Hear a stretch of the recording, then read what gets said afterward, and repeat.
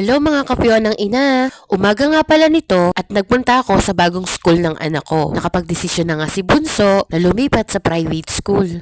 Kasi feeling ko mas ramdam niya na mas safe siya sa bago niyang papasukan na school. Singit ko tong nagmamasipag kong pamangkin ngayong araw. Mukhang ginaganahan siyang magsulat ng pangalan niya.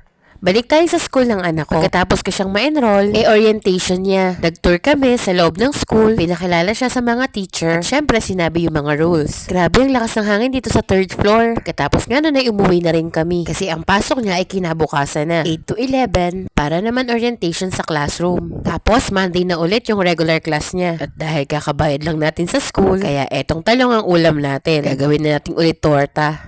Dahil naubos talaga ang yaman natin. Pero ayos lang yon, para din naman sa kaligtasan ng anak ko. Kahit sino sigurong magulang, mas pipiliin kung saan safe yung anak. Kaya kahit mahal, okay lang sa amin ni Mr. Para mas magiging panatag na rin si Mr. Dahil lagi siyang nag-aalala kay Bunso. At tingnan nyo naman yung mga talong na tinanim ni Mr. Diba kukuha lang natin no isang araw? Eto, pipitas na naman tayo. Ewan ko na lang talaga kung di pa tayo rayumahin nito.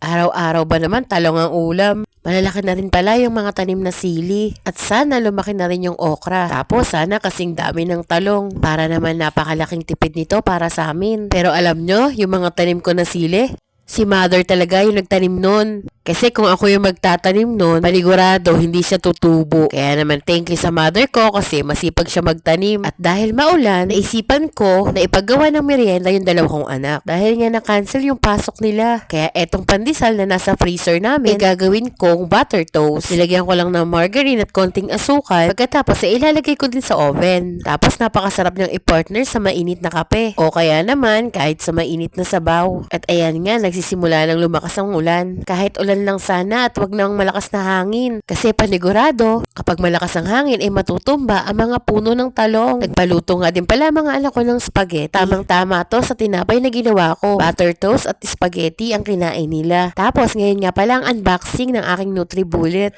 Maraming salamat nga pala sa asawa ko dahil nakabili tayo ng bagong NutriBullet. Pangarap din kasi to ng asawa ko na mabili. Kasi gusto niya pag nagbabakasyon siya, mag-shake kami ng prutas at saka gulay. Kasi sabi niya, total naman daw, fresh yung mga prutas, mas maganda na magkaroon kami ng NutriBullet. At eksakto naman dahil laging summer yung uwi niya. O siya, hanggang dito na lang ang chismis ng buhay ko. Bukas ulit.